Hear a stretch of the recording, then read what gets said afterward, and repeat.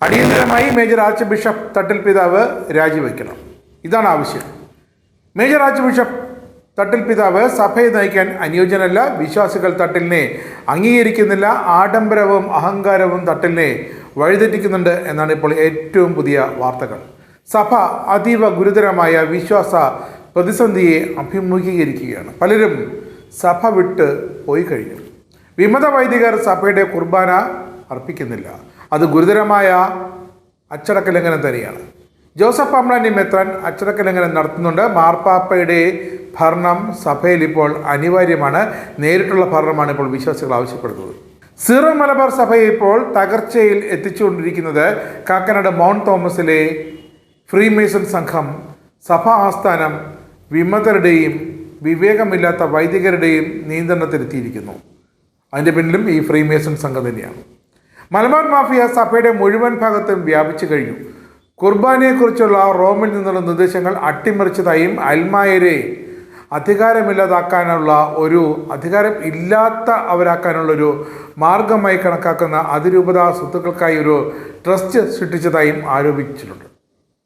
തട്ടിലും പാംബ്ലാനിയും രാജിവെക്കണമെന്നാണ് synod അനുകൂല ഗ്രൂപ്പുകൾ ഇപ്പോൾ ആവശ്യപ്പെടുന്നത്.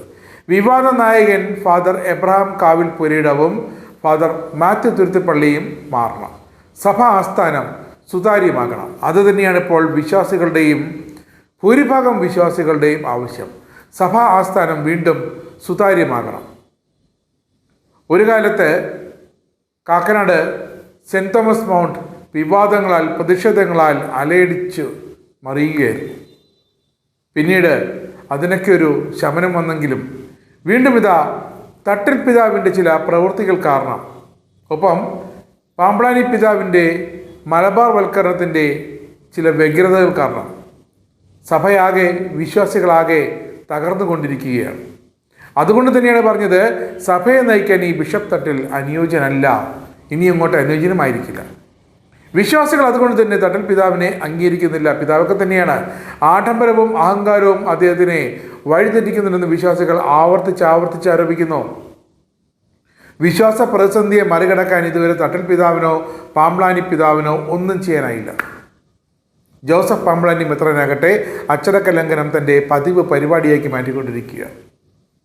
വത്തിക്കാൻ്റെ ശ്രദ്ധ എത്രയും വേഗം ഈ വിഷയങ്ങളിൽ, അതിരൂപതയുടെ ഈ വിഷയങ്ങളിലേക്ക് പതിഞ്ഞില്ലെങ്കിൽ വൻ ദുരന്തമാകും ഇനി അങ്ങോട്ട് സംഭവിക്കുകയെന്നും ഒരുപക്ഷേ സഭയോ വിശ്വാസികളില്ലാതെ സഭയും ഇല്ലാത്ത ഒരവസ്ഥയാകും, വിശ്വാസികളും ഇല്ലാത്തൊരു അവസ്ഥയിലേക്ക് സഭ പോകും എന്ന് തന്നെയാണ് ഏറ്റവും പുതിയ വിവരങ്ങൾ സൂചിപ്പിക്കുന്നത്, ലക്ഷണങ്ങൾ സൂചിപ്പിക്കുന്നത്. ഈ ലക്ഷണങ്ങൾ അറിയാൻ അടുത്ത കാലത്തുണ്ടായ ലക്ഷണങ്ങളൊന്നുമല്ല ഇത്.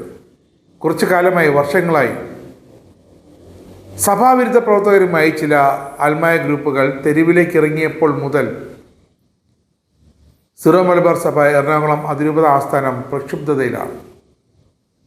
ബസേലിക്കയിലെ പ്രശ്നങ്ങൾ, വിവിധ ഇടവകകളിലെ വൈദികരുമായുള്ള പ്രശ്നങ്ങൾ, അങ്ങനെ ഒന്നൊന്നായി 2023-ലും 2024-ലും 2025-ലും ഇതുവരെ പ്രശ്നങ്ങൾ തീർന്ന ഒരു സമയമില്ലാത്തൊരവസ്ഥ.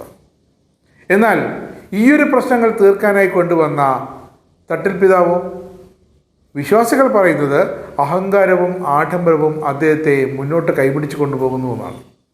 ഇങ്ങനെ പോയാൽ ഈ സഭയിൽ എറണാകുളം അതിരൂപതയിൽ വിശ്വാസികൾ എന്നൊരെണ്ണത്തിനെ വിരലെണ്ണാവുന്നവരായി പോലും കണ്ടെത്താനാകില്ലെന്നാണ് ഇപ്പോൾ യഥാർത്ഥത്തിലെ ആത്മാർത്ഥതയുള്ള സഭാവിശ്വാസികൾ ദുഃഖത്തോടെ പറയുന്നു.